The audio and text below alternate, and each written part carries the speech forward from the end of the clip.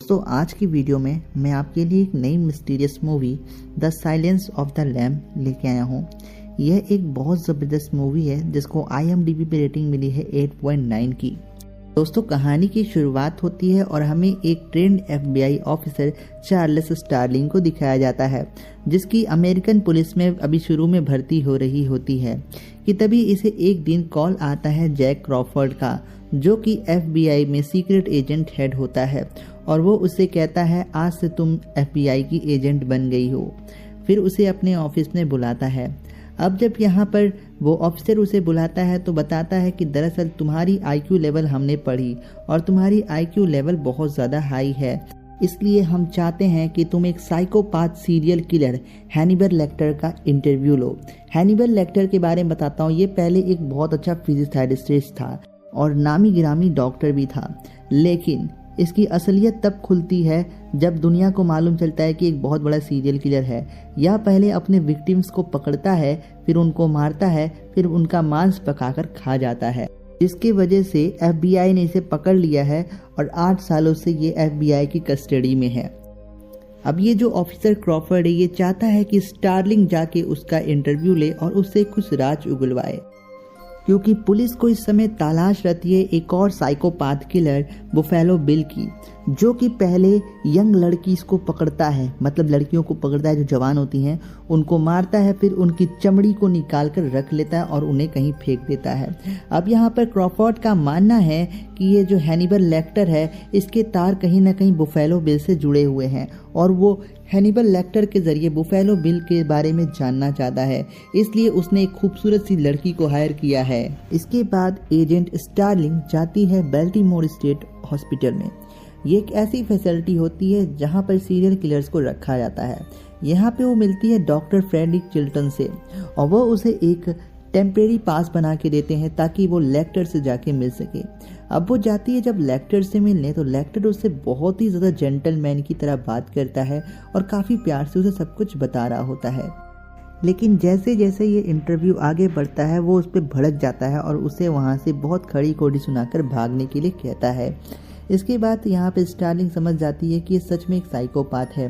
वो वहाँ से जाने लगती है कि तभी बगल के प्रिजन में एक कैदी मिक फ्लिक्स रहता है और वो उसके ऊपर सीमन को स्प्रेड कर देता है, जिसकी वजह से उसके पूरे बाल गंदे हो जाते हैं। और ये बात जब लेक्टर देखता है तो बहुत तेज उसे डांटता है और यहाँ पे फिर से उस स्टार्लिंग को बुलाता है और वो उसे इसके लिए माफ़ी मांगता है। कहता है दरअसल इसने जो किया मैं उसकी तरफ से तुमसे माफ़ी मांगता हूँ।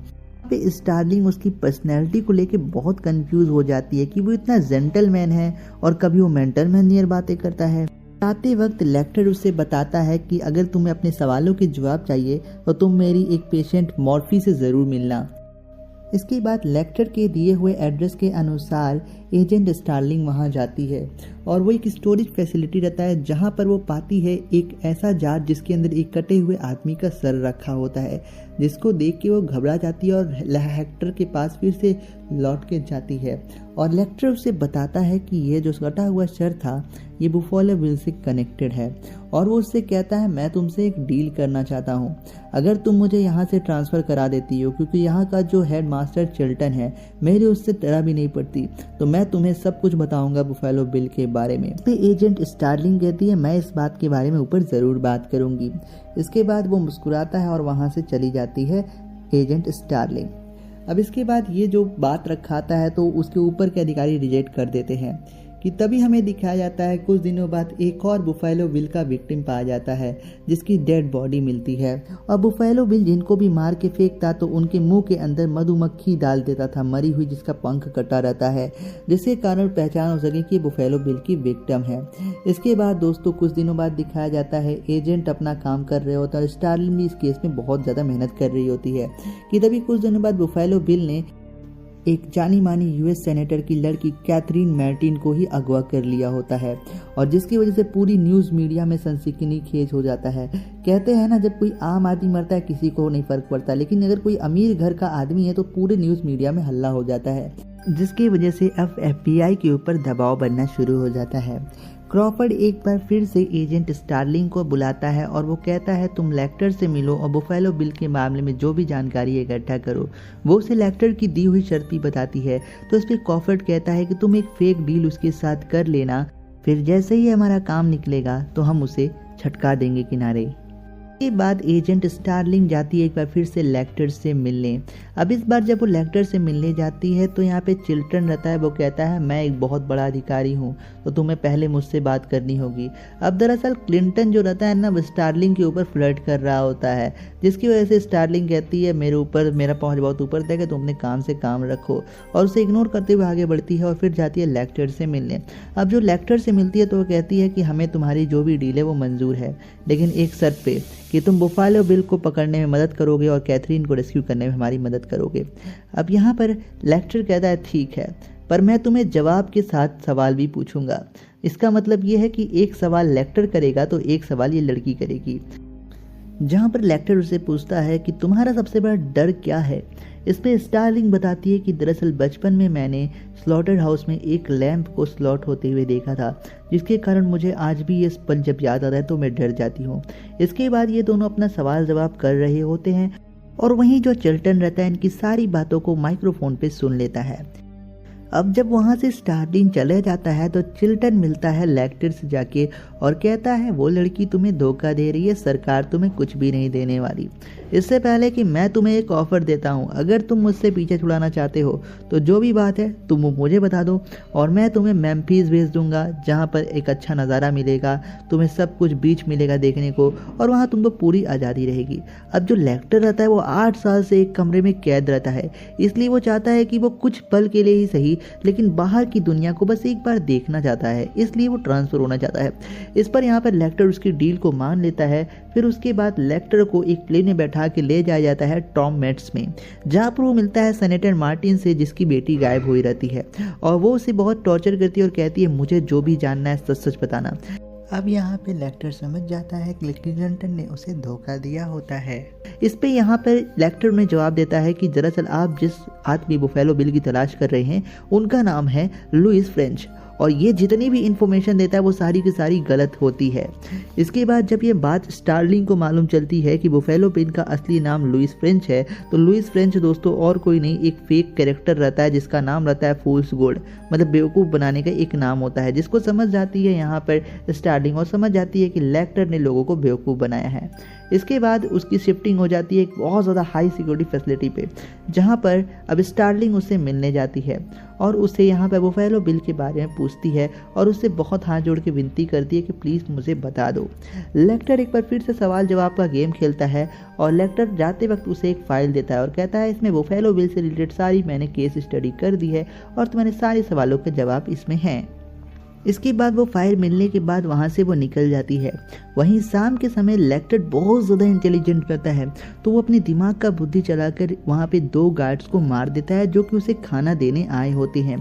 फिर वो उन पुलिस का ही कपड़ा पहन के मरने की एक्टिंग करता है, जिसकी वजह से पुलिस वालों को लगता है कि ये उनका आदमी है जो कि जख्मी हो चुका है लेक्टर को मारते वक्त। इसलिए पुलिस वाले उसे एम्बुलेंस भेजते हैं और एम्बुलेंस में उठ के वो सारे एम्बुलेंस वालों को मार देता है और वहाँ से लेक्टर गायब हो जाता है और कहाँ जाता है कुछ मालूम नहीं चल पाता। अब यहाँ पे जो स्टार्लिंग रहती है वो लेक्टर की दी हुई फाइलों के जरिए पता करने की कोशिश करती है कि बुफेलो बिल है कौन। तो उसे उस फाइल में मालूम चलता है कि बुफेलो बिल का जो फर्स्ट विक्टिम था वो था फ्रेडिका ब्रीमल और फ्रेडिका ब्रीमल उसकी साथी थी। दरअसल बुफेलो बिल और फ्रेडिका ब्रीमल दोनों ही टेलर थे और एक दुकान चलाया करते थे दर्जी की। इसके बाद वो फैसला करती है जो फ्रेडिका ब्रीमल है वो उसके घर जाएगी, तो इसके लिए वो फ्लाइट पकड़ती है ओहायो की और वहाँ पे वो जाती है, जहाँ पता चलता है बुफेलो बिल और ब्रीमल दोनों ही गर्लफ्रेंड बॉयफ्रेंड थे। लेकिन जब वो उसके घर पे जाती है तो देखती है कई सारे कपड़े वहाँ पे पड़े हुए हैं और कुछ कपड़े तो इंसान के चमड़ी से बनाए गए थे, जिसकी वजह से ये समझ जाती है कि जो बुफेलो बिल है एक साइकोपाथ है और ये इंसानों को मारकर उनके चमड़ी से कपड़े बनाता है। अब यहाँ पे ये बात वो क्रॉफर्ड को फ़ोन करके बताती है। क्रॉफर्ड बताता है कि हमें उसका पता चल गया है और हमारी पूरी FBI की टीम उसे अरेस्ट करने के लिए जा रही होती है।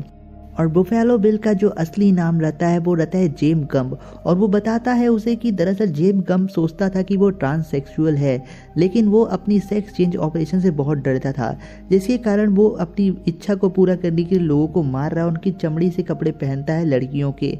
अब यहाँ पर ये बात बहुत ज़्यादा शॉकिंग रहती है। वह स्टार्लिंग बताती है कि आप गलत जगह जा रहे हैं, लेकिन क्रॉफोर्ड कहता है तुम उसकी चिंता मत करो, हमारे पास बहुत हैवी टीम है, तुम बस अपना वहाँ पे रिसर्च जारी रखो। अब हमें क्रॉफोर्ड और FBI की टीम दिखाई जाती है जो कि इलिनोइस में जाते हैं, और वहाँ पे वो लोग अपनी पूरी फोर्स लगा देते हैं, और ये रहता है जेम्स गम्ब का घर, जो कि मतलब बुफेलो बिल रहता है। अब पूरी टीम उस घर के अंदर जाती है, लेकिन बड़ी हैरानी होती है कि उस घर में कोई रहता ही नहीं है। स्टार्लिंग वही इंटरव्यू ले रही होती है जो लोग फेडरिका से जुड़े होते हैं, और यहाँ पे उनका एक दोस्त बताता है कि जैक गॉर्डन, जिनसे बहुत ज़्यादा मतलब फेडरिका मिली करती थी, उससे आप जाके ज़रूर बात करें।